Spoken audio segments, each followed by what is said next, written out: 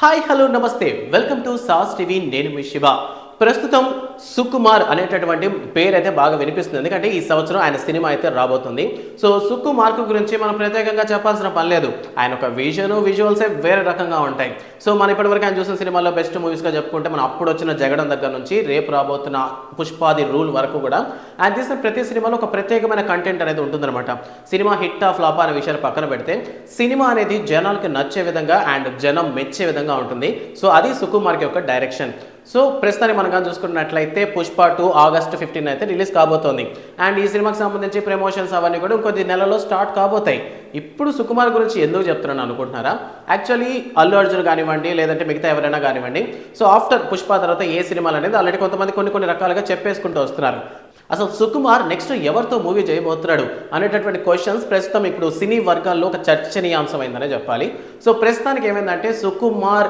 రామ్ చరణ్తో సినిమా తీయబోతున్నాడంట నెక్స్ట్ మూవీ ఈ మాటలే ప్రస్తుతం సోషల్ మీడియాలో వైరల్ అవుతున్నాయి so already Sukumar and Ram Charan combination వచ్చినటువంటి రంగస్థలం ఏ లెవెల్లో హిట్ అయిందో మనందరికీ బాగా తెలుసు సో మళ్ళీ అదే కాంబో అయితే తీయబోతున్నారు అంటే అదే కాంబోలో మరో మూవీ రాబోతుంది అనమాట సో యాక్చువల్లీ రామ్ చరణ్ కూడా ఏంటంటే శంకర్ డైరెక్షన్లో వస్తున్నటువంటి గేమ్ చేంజర్ షూటింగ్స్లో చాలా బిజీగా ఉన్నారు అండ్ ఈ సినిమాకి సంబంధించినంత వరకు రిలీజ్ డేట్ని కూడా ఇంకా కన్ఫామ్గా చెప్పలేదు అంటే రిలీజ్ డేట్ విషయంలో చాలా కన్ఫ్యూజన్స్ ఉండడం వల్ల ఈ సినిమాని ఇంకా అఫీషియల్గా ఎప్పుడు రిలీజ్ చేయబోతున్నారు అనేటటువంటి విషయాన్ని ఇంకా చెప్పలేదు అండ్ ఈ బిజీ షెడ్యూల్లో ఉన్నటువంటి రామ్ చరణ్ ఆ షూటింగ్ అంటే ఎప్పుడైతే గేమ్ చేంజర్ అన్నది కంప్లీట్ అయిపోతుందో దాని తర్వాత సుకుమార్ కాంబినేషన్లో cinema చేయబోతున్నారంట so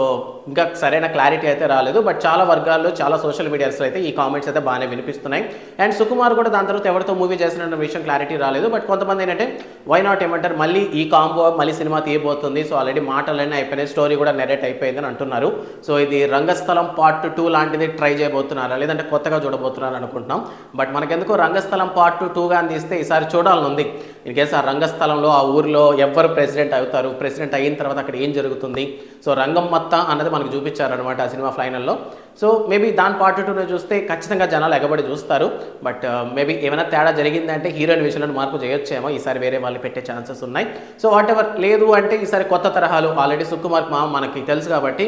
so after Pushpa అయిపోయిన తర్వాత పుష్ప కూడా నియర్లీ ఏంటంటే విలేజ్ బ్యాక్డ్రాప్లో తీస్తున్నారు సో ఈసారి మళ్ళీ రంగస్థలం అదే విలేజ్ బ్యాక్డ్రాప్లో తీస్తే కామన్ అయిపోతుంది అన్న ఉద్దేశం కానీ సుకుమార్ కానీ అనిపిస్తే ఖచ్చితంగా దీన్ని కొత్తగా తీసే ప్రయత్నాలు అయితే చేస్తాడు లైక్ నానక్ ప్రేమతో లాగా ఒక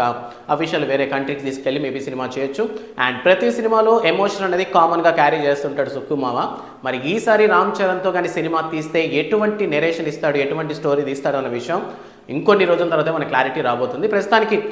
రామ్ చరణ్ గారు అండ్ అలానే సుకుమార్ కూడా వాళ్ళ మూవీస్లో చాలా బిజీగా ఉన్నారు రామ్ చరణ్ వచ్చేసి గేమ్ చేంజర్లు అండ్ సుకుమార్ వచ్చేసి పుష్ప ది రూల్ సినిమాలో సో ఈ సినిమాలు మనకి ఈ 2024 మన ముందరికి రాబోతున్నాయి సో మూవీ లవర్స్ అందరికీ ఇది ఒక పండగ విషయం అనే చెప్పాలి అండ్ దాంతోపాటు సుకుమార్ యొక్క చిన్న అప్డేట్ ఈరోజు మీకు చెప్దామని ఈరోజు మీ ముందరికి వచ్చారనమాట